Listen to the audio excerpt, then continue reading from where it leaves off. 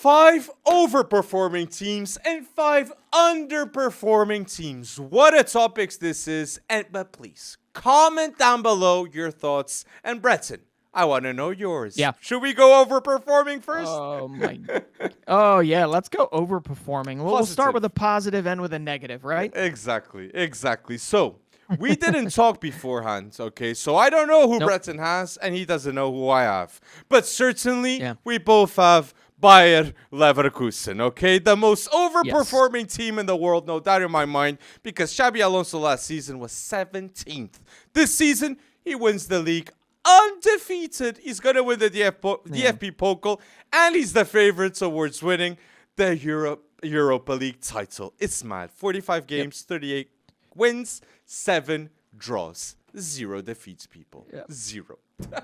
And it's already happening. You're already hearing the rumor mill produce, right? In terms of Jonathan Tah, in terms of where Florian Wirtz might go, although he has basically said, I want to stay at Leverkusen. But there's going to be so much pressure on that team that the biggest question for us with the overperformance, if you will, is going to be, can they do it again? And yeah, 20 goals conceded this year, 15 clean sheets before you even break down their amazing offense. Their defense has done a hell of a job, too, in the Bundesliga this season. And that's guys like Odelan Kosunu, it's Jonathan Tah, it's Edmund Tapsoba, it's Jeremy Frimpong, I guess you can sort of say they're in the defense, right? Alex Grimaldo. But it's... Shaka. I don't know. How do you... It's Shaka. Lucas Hradecki, is that how you say his name? Yes. But just a wonderful, wonderful performance this season. That this is ridiculous what they have done. But you also have to look at how much of like a heartbreak kid type of situation it's been. How many 90+ minute goals have they managed this season? More than 10. Right?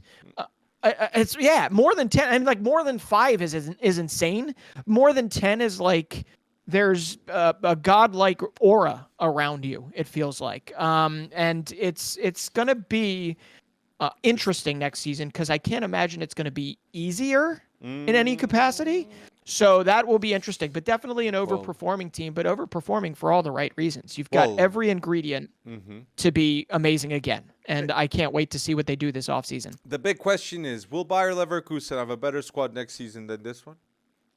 Oh, that's so hard. I think they will, Breton. They have Xabi Alonso, one of the best managers in the world, and they have Simon Rolfs that does elite signings like we saw this summer. We saw Grimaldo, Boniface, Hoffman, and one of the most important players, and for some the most important, and I won't disagree, is Granit Xhaka.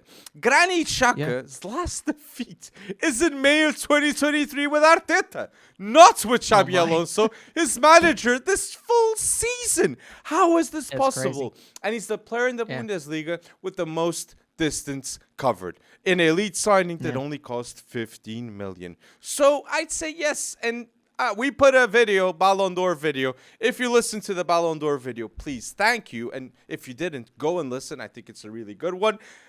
But we didn't say our personal top 10 of the Ballon d'Or.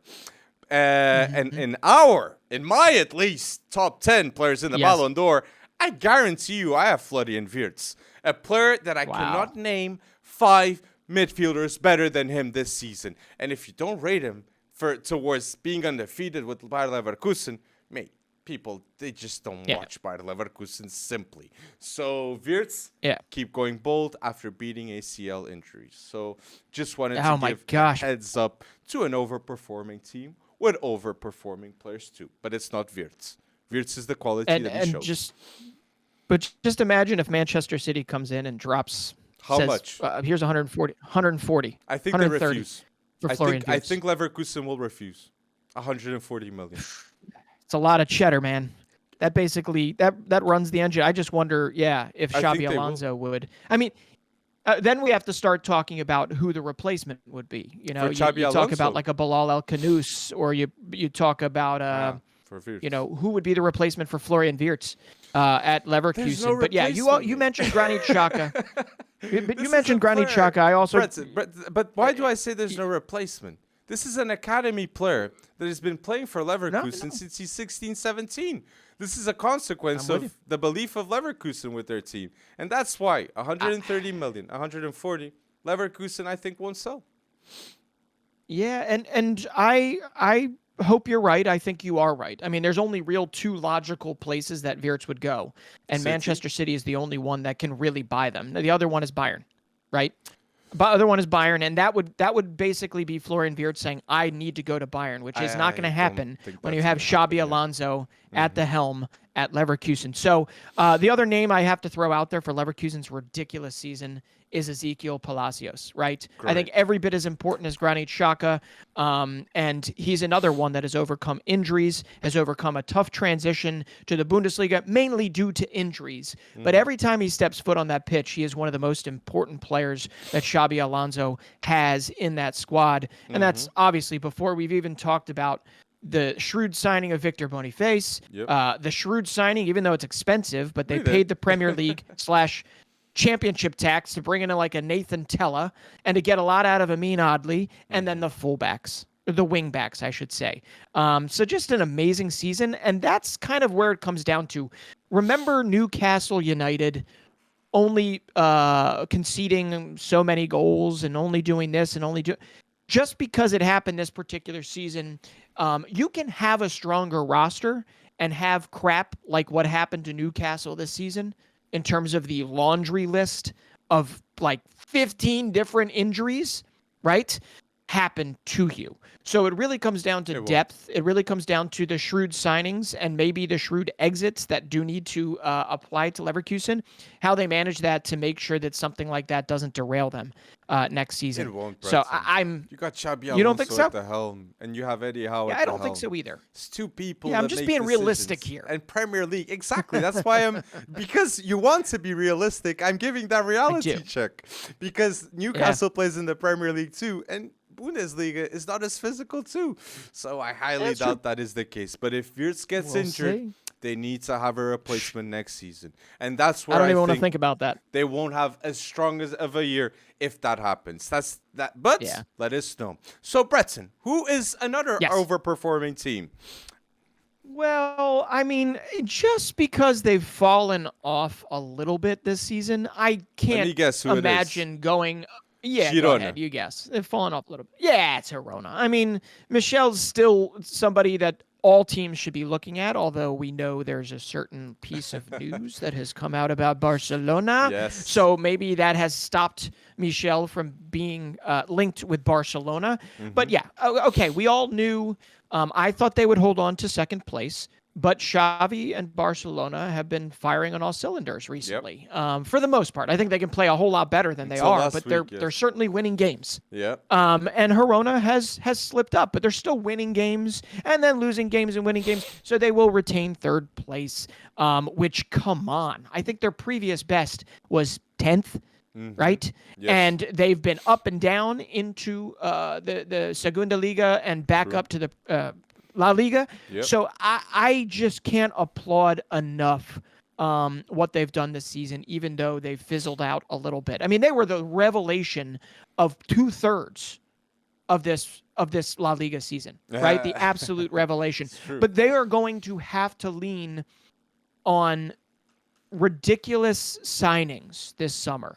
Really good depth signings. To replace Savio. I don't know, somehow convince Savio, the 19-year-old. Miguel Gutierrez, I think he'll be leaving too. I think it'll be very hard to keep a left back when there's not a lot of quality left backs in the world. And you said it, Girona will have their best finish ever in their history. They will go to the Champions League for the first time in their club history. And their manager, Michel, no doubt is one of the best managers in La Liga. So it's quality decision-making by City Group. And another consequence of the quality decision-making is their club record fee. Artem Dovbyk is a Girona legend in his first season. We say that about Thuram, not Thuram with Inter, he's not a legend. But Artem Dovbyk is certainly a legend with Girona because 7 million he costs, and he's got 19 goals, 7 assists in all competitions, and he's a top goal scorer in La Liga. That should be talked more, and Dovbyk, pay attention this summer. He could be leaving because a lot of teams need a striker. Yeah. What's crazier, in my opinion, Dovbik's a big part of this, obviously, but Alex Garcia, who has tapered off a little bit this season. You've got the marauding fullback of like Jan Couto, and as you mentioned before, Yes. Miguel Gutierrez. They have been toe-to-toe with some of the best offenses this season. In fact, they had the most goals scored in La Liga for the majority of this season, and they're only 3 goals behind Real Madrid's 70, and they've got 67. I think the biggest difference is that they've got a defense that at some point was going to be found out. Exactly. They are prone right now to, mid-table La Liga defensive decision making, and if they can shore that up, they can use some money to shore that up, Champions League money, to bring in great defensive additions. I think I don't know if they'll be top 3 again, but they won't embarrass themselves in the Champions League, and maybe they can do top 6, top 5, and fight for Europe next season. I agree. Again. I look at Girona. I maybe see a team that will be finishing above a Real Betis, so definitely above a Valencia in terms of decision making. So interesting. What a season, do you have Athletic Bilbao when you're overperforming? I don't. In fact, I kind of went more. To mention them. Yeah. I wanted to mention them because winning the Copa del Rey 40 years after, or was it 30? But winning the Copa del Rey the way they did with the brothers Nico Williams, Inaki Williams, it was just phenomenal. Okay, so I really wanted to give a big credit to Atletico Bilbao, just like Girona, because they did overperform and they seem a team that will stay at the top. We just don't have them because there's other overperforming teams, right, Bretzen? So let's go with the other one that is, for me, Aston Villa. Aston Villa has overperformed big time because Unai Emery said, look, Unai Emery starts with Aston Villa and he makes this team definitely a top 6 team or in the race of top 6 consistently in the next few years. Unai Emery has extended his contract until 2027. Aston Villa fans, be hyped because you have Monchi and Unai Emery for 2 more seasons for sure. And right now, Aston Villa are the only team in the Premier League in European competitions in the semi-final of the Conference League. And Monchi was key to sign a Pau Torres, to sign a Moussa Diaby, and to sign a Yuri Tielemans. All players important towards this top 4 race. So I wanted to say Unai Emery. And listen, the only reason I don't have Aston Villa in my list here, I'll tell you who I have instead. But we're going to agree on the other one. So the one that we likely won't agree on is I have Atalanta over Aston Villa. And the only reason, here's my only reason, because I agree with everything you said about Villa, they had Champions is the League difference. In the past. I know. Well, a lot of that is the continuity, but I think in a year where you can argue Atalanta is not doing as great as one would expect domestically, they're still in the Champions League again, qualification race. But not only that, they're in the Coppa Italia final, and on top of that, they are in the semifinals of the Europa League. And I just think that deserves a whole lot more love. Maybe it's a little recency bias. Yeah. Maybe it's me realizing, coming to terms with Gasperini and his ability to rehabilitate so many different players. They're 3-star players. I mean, they have more star players than that, but they're 3 biggest players right now. His rehabilitation projects impress the heck out of me. And he does it with less. Who are the 3 best players for you? Sorry. They are, Gianluca Scamacca recently has been phenomenal for them. Early on, he was not, and Gasperini certainly came out and said, he's got to get better. I don't think he used but so you know what I mean. Ademola Lookman and Charles de Ketelaere. Coop Miners must be there, mate. Coop Miners is like, he's one of the best midfielders in Serie A right now. That's why I was he's been an absolute... No, but he's not. I don't consider him a rehabilitation project. Those 3 that I mentioned, I would consider rehabilitation projects because De Ketelaere was hurt by his start at Milan, but then got a good boss, and there you go. Or a boss that at least believes in him. Gianluca Scamacca needed a little bit of a tongue lashing, and somebody that said, it's not going to be easy, but I need you to get back to previous form, and Scamacca has at least tried to. And has gotten there. I think he can get a lot better, frankly. True. And then Ademola Lookman was dead in the water. 30 million. Whether it was RB Leipzig, whether it was Everton, whether it was any of the previous stops that he was at, He has tapped into Ademola Lookman's best abilities, much like he did Jeremy Boga before True. that. So I Mohamed really Nice. do think that it is. It might not be overperforming per se. There might be an expectation here. Maybe it's more my coming to terms with it and being like, well, why have I not given this guy more love in the past? And he does Okay. it with less money. He does it with less money. That's what I. True. That's why I don't have Villa. Okay, I understand that. And I wanted to say my last thing on Aston Villa. In 2024, Yes. 11 wins, 1 draw, 1 loss. And that 1 draw was Wow. against Man City. Unai Emery effect. And who's the first player to register 30 goal involvements in the Premier League? It's Ollie Watkins, a striker that was crazy. developed by Unai Emery. And I'm very sure on what I say. If it wasn't for Unai Emery, he wouldn't be where he is right now. The second best striker Correct. in the English national team right now. Kane being the Yeah. first. So, okay, you have Atalanta, but the overperforming team of the season in Serie A is not Absolutely. Atalanta. It's Bologna. Oh, yeah. A team that has won 7 Serie A titles in the past. We're not saying their history, we're not saying they're overperforming because of their history, okay? We're just saying because of the expectations in the past, they're doing really good right now. And Thiago Motta is one of the most exciting young managers to watch because of this amazing job at Bologna. The way they play, the style of play is so good to watch. It's Thiago Motta, Xabi Alonso, Ruben Amorim that everybody wants. But a prediction, I think Thiago Motta goes to Juve next season with Calafiori going with him. Calafiori is one of the best young center backs in the world. For me, Italy must start Calafiori, Bastoni, and Scalvini. The future of this team. Okay, so Scalafiori, go to Juve with Thiago Motta, and keep on growing. This Juve team, but Bologna. Yeah, and Thiago Motta obviously had the playing pedigree, and I was not aware that he had the coaching pedigree as well. But time at Barca, I mean, he's going to have ample opportunity moving forward, and I think it would be hard for him to turn down Juve. But one thing that might keep him at Bologna would be Champions League football. And this will be the first time in a very long time that Bologna 1964. has, there you go, has the ability. And he's been able to, I'm not going to say transform, but he's been able to get the most out of a Scotsman. Ferguson?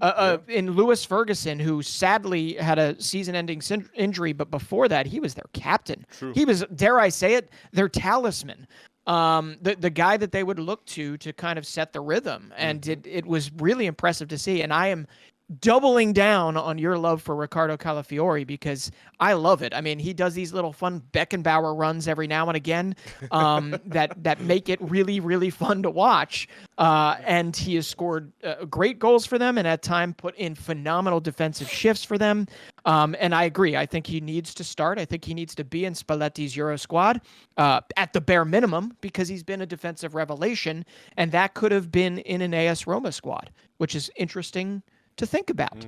And then the other, almost kind of like Gasparini, but the other rehabilitation project, if you will, that we were mentioning previously with Atalanta, Thiago Motta has gotten the absolute best out of 22-year-old Joshua Zirkzee. Facts. Right?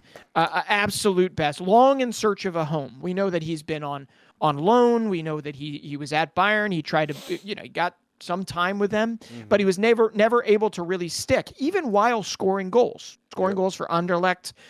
It was just a combination probably of it being too expensive to keep him.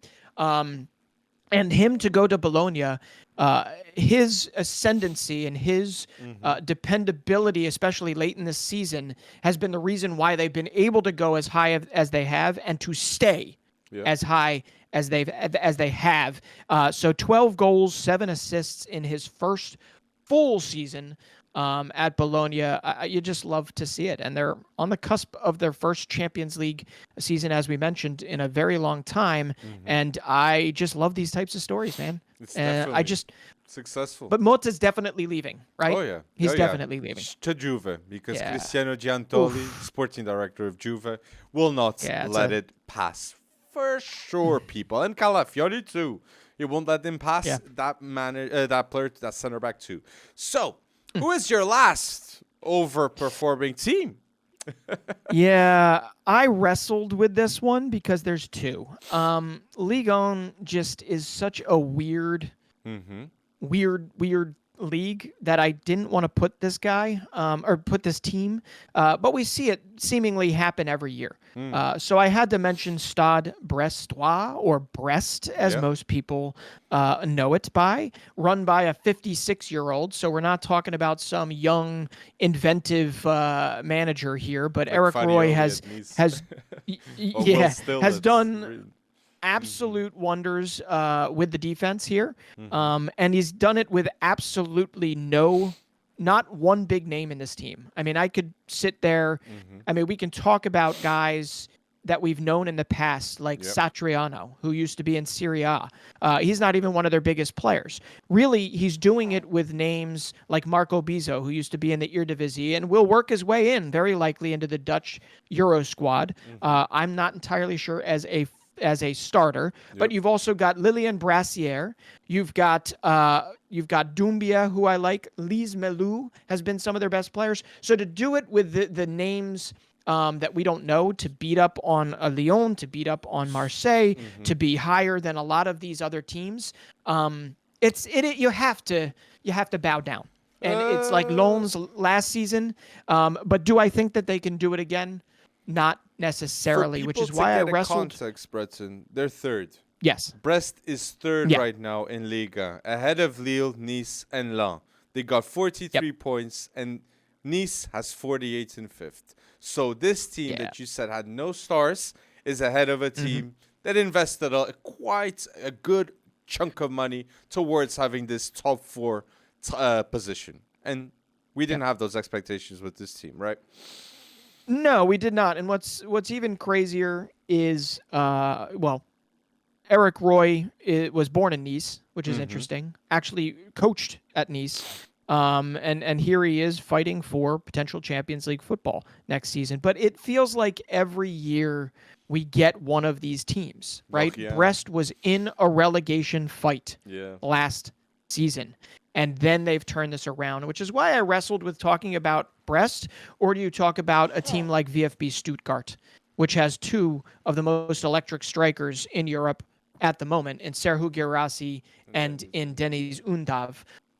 That is really interesting to me. But I felt, hey, Brest, we might not see their name again. Gotta mention them, right? I agree. I agree. And my last team of the overperforming is because I don't want to say they're overperforming because they do have a lot of heritage. It's a Portuguese team. I think you know where I'm coming with this. Sporting. Okay? Yeah, I do. Sporting Yes. is gonna win their second title in 4 years with Ruben Amorim. Sporting are in the final of the Taça de Portugal, and Sporting have the top assister in the league, the top goal scorer in the league, top assister Pot, top goal scorer Gyökeres, and in my view, the best manager with Ruben Amorim. Last season they finished fourth with Ruben Amorim. So for going from fourth to now winning is a right project, and it shows a lot of trust. So I don't want to say they're overperforming because from my point of view, they're not. But for other people, I understand that statement, okay? Because before Ruben won his first league title 4 years ago, it was 19 years without titles. 19 years with Benfica, Porto, and a Boa Vista winning a title too. So the fact that they get a Gyökeres, one of the best players I've ever seen in my life with Sporting. And come on, if you say it's biased, you don't watch Sporting play weekly. I do, and Portuguese people do too. And 38 goals, 16 assists, to be the third top goal scorer ever in his first season in Sporting history with 38 goals, surpassing Bas Dost, that was third at the time. Like, unreal. So I wanted to give big credits to Sporting for just that. So we were with the scouting positives. done on that is pretty yeah, nice. exactly. Yeah. And that's why Hugo Viana, the sporting director, there's a lot of chit chat too. So now the negatives. Well, I think we'll be a bit shorter with the negatives because we don't want to be too negative on our listeners. But we gotta point out who are the underperformings too. So my first underperforming team this season is Man United. Okay, Man United go. got top four last season. Man United won a League Cup last season. certainly Man United fans were not expecting to not fight for the top for this season, okay, at this stage. It's not looking good. The references are not looking too proud of Erik ten Hag right now. They're not looking too proud. And yeah, I really feel that there needs a change at Man United. And just like when we've been doing this podcast for so long now, and we told our listeners, when Todd Boehly was at the top, Thomas Tuchel was in trouble. We warned people. Now with Sir Ratcliffe is at the top, we're warning once again, Erik ten Hag's in trouble, okay? He's not going to stay in my point of view. Omar Berrada will just see things how they are, and he'll see him as one of the foundation problems. They will not win the Premier League against an Arteta team with Arsenal or against Ruben Amorim or Arne Slot with Liverpool. They need solutions, and they need change. So, Man United there. All I know is they have to, Ratcliffe, Ineos, they have to sell that project well to whoever is going to take over. I mean, there needs to be better understanding of the hierarchy, the organization structure, and just less meddling. Everyone just needs to understand their responsibilities moving forward, and work their way through that. And I if it's Graham Potter, so be it. But I don't think I honestly don't know who the next Manchester United manager should be. Potter, it's alarming. Graham Potter is more of a manager to go to Ajax than a manager to go to Man United. Totally. It's true, but it just feels like that's, I don't know. I don't know what's coming out of United right now in terms of whether they're loosely just tied with everybody, but there's not enough chatter Give a blank check coming to Zidane. out of it. Give a blank check to Zidane. Come on. When in doubt, bring in Zidane, I guess. But, Zidane, I haven't seen him anywhere else, so let's see what he can do. Everything he touches is successful, just like Eden Hazard said with John Obi Mikel. And Alex, that's why he's going to be extra picky and is going to remain, in my opinion, extra picky about what his next project will be. No. And I don't blame him for that because it's a pristine reputation that's at stake here. But Jose Mourinho, hey, why not throw him in for a year or two? I'm kidding. But listen, 12 losses in the Premier League. I mean, you need somebody that's going to be able to bridge again the gap between the youth academy and the 11, which is possibly the only positive I can throw Ten Hag's way right now, is that he has started to mend that or started to do that. Whether it's been out of necessity is certainly an argument that could be made. But, you need to build these guys up and maybe start to make really hard decisions about other squad players. But as we've mentioned, there's still a lot of dead wood and the signings in this Manchester United squad. Man United, that's going to be tough. With Erik ten Hag is basically signing players, and they're becoming deadwood like in 3-4 months' time. I know. Anthony. It's insane. That's the case right now. Like, how can that happen? So I think if you're an investment group and you want a fresh start, you want fresh ideas, not the same problems that were before. So I think that's going to happen. So let us know. Do you agree? Do you disagree with this Man United chit-chat? So, another underperforming I have Man United. Yeah, I got one for you. We mentioned them previously. We mentioned them as Inter has clinched the Scudetto win. I mentioned last year's Scudetto winner. And we all know probably where this went wrong. It was the Luciano Spalletti leaving Napoli, but Napoli is an underperforming team this season. We always knew it would be difficult. How good and amazing that season was. They got out to a ridiculous start, and then they limped their way home, but they had basically done all they needed to do to win it well before the season was even over. So, the biggest thing that people thought was going to be at the forefront for Napoli to repeat their success of last season was going to be what? The retention of Victor Osimhen and the retention of Kavica Kvaratskhelia, and they wound up holding on to both of them. True. Both of them. And in the end, Osimhen got injured.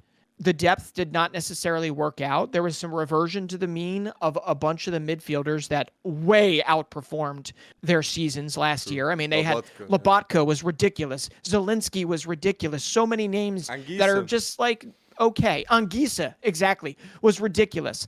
And Kim Min-jae obviously leaving to Bayern. But the biggest thing was the cohesion that Luciano Spalletti brought to that squad. That is exactly why he's the Azzurri boss right now. Letting him walk was probably always going to be in the cards. So I just think I don't know who they should have gotten as manager. Do I? Conte. Oh, well, yeah. Yeah, I mean, it would have been a whole lot better than their original selection in Rudy Garcia. I'm joking. But Conte would have been better, yeah. Thiago Motta convinced him. But you said Osimhen was injured, but just giving some context to the people at home. Osimhen last season, when they win the Scudetto, 26 goals scored, 4 assists.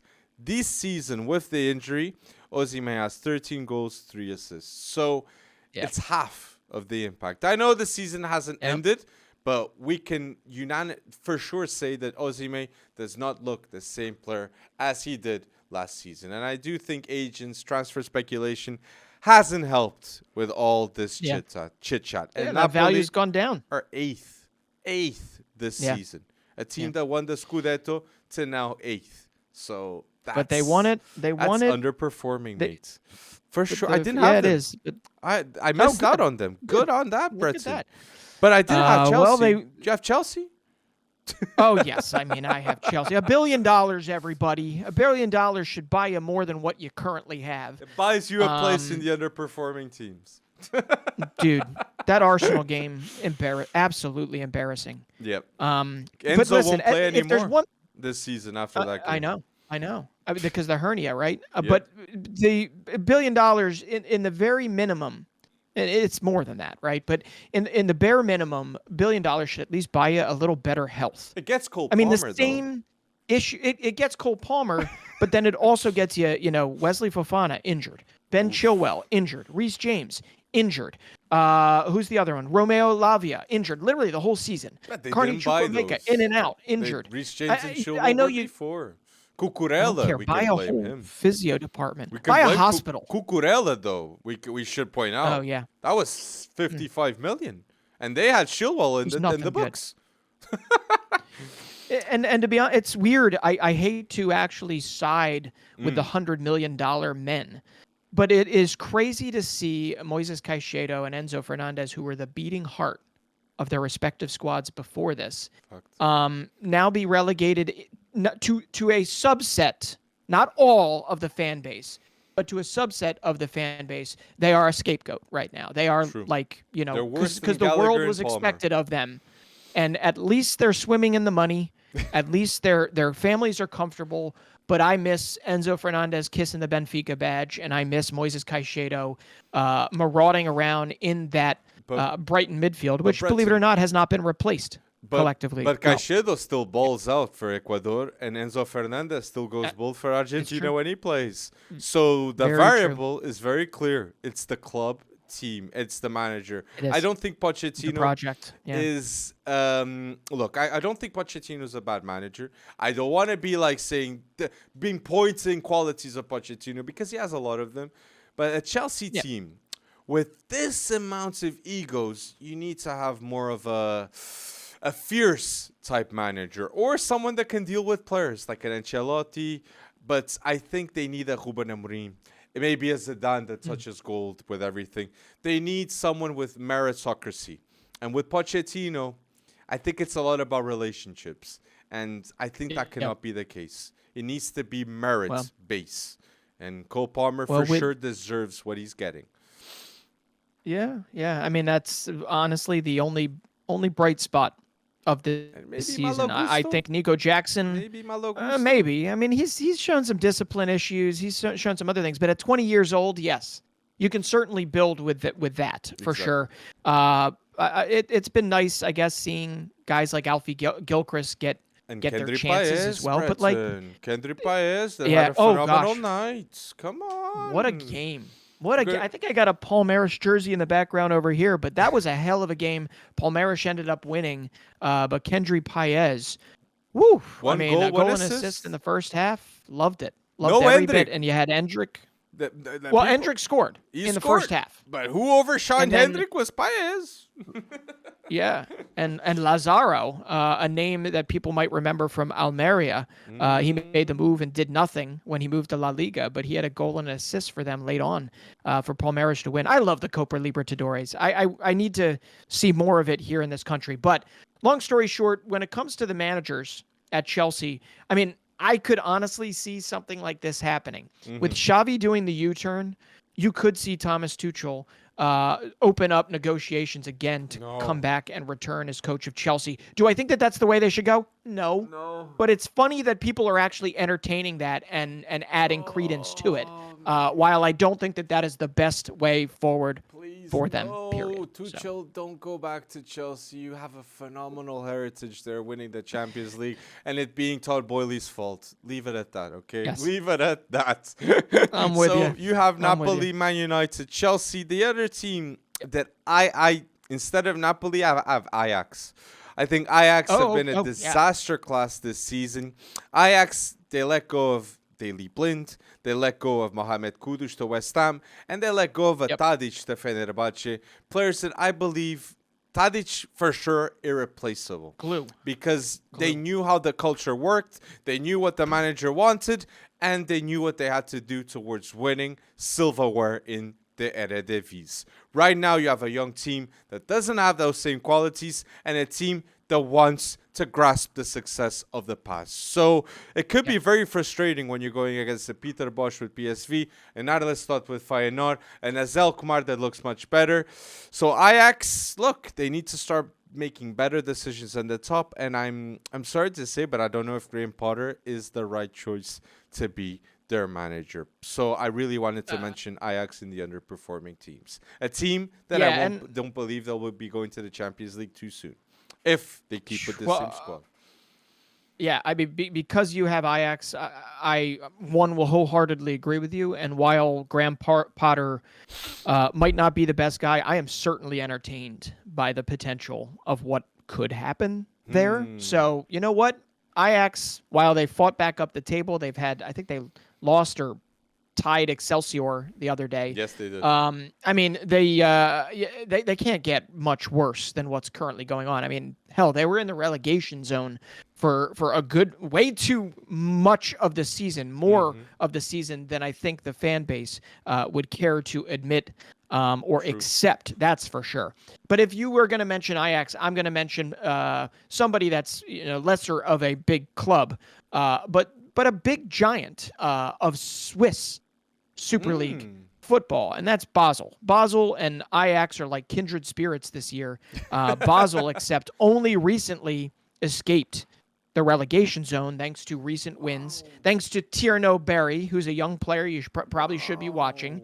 But more specifically, I bring up Basel because of their role in youth development. Yeah. And while they're playing a lot of youth players, you're just not seeing the same type of quality come out of there. And to see that disappear, but also the results disappear of them being generally in the running with young boys at the top of the Super League is really interesting because we aren't too far gone from, Artur Cabral and Aiden Shagrova and hell, Mo Salah way down the pike.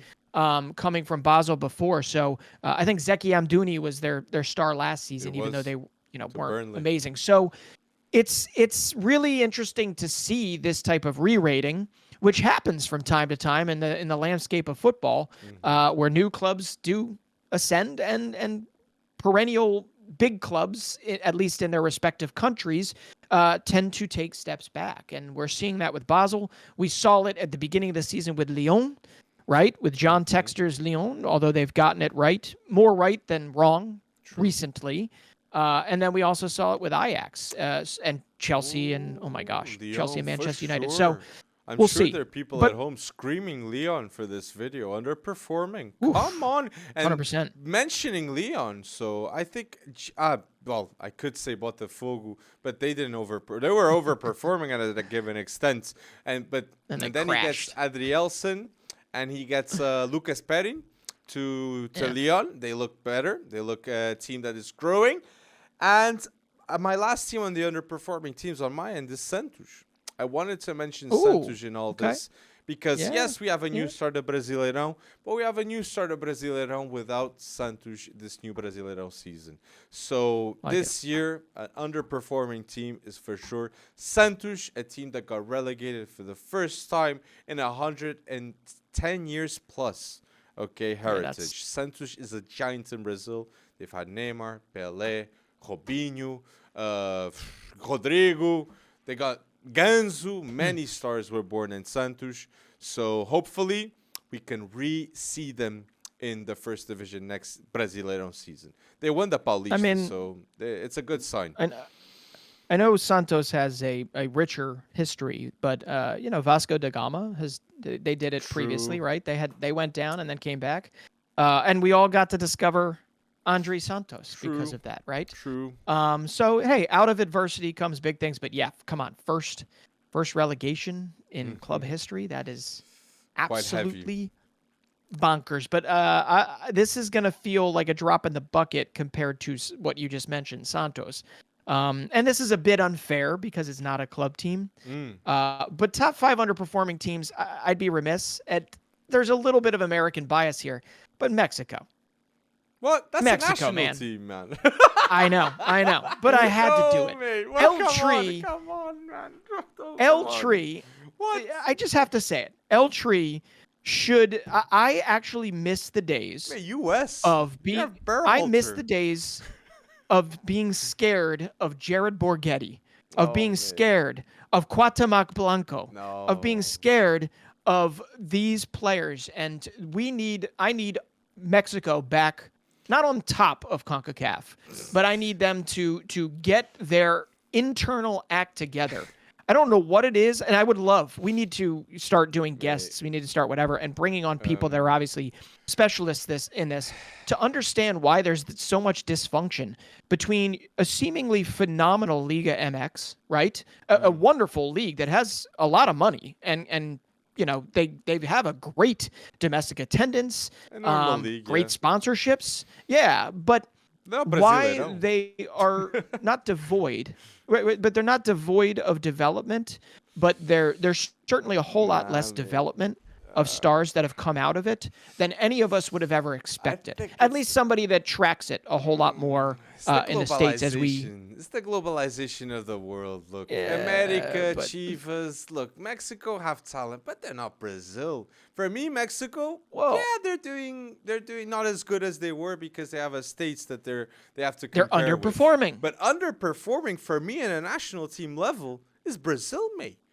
Brazil, a team that has won 5 World Cups, a team that has a quality league, not like the Liga Mexicana. So I think that is, for me, an underperforming national team, mate. Yeah, Mexico's near and dear to our heart or at least in our minds at all times. If Spain was playing the way Mexico is, I'd say Spain too. So I understand where you're coming from.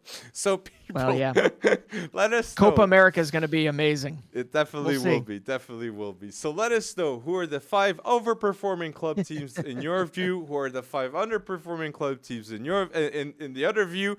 And let us know 2 national teams here at the end. It could be an interesting topic. And do you want to see a video of the 5 overperforming and underperforming national teams?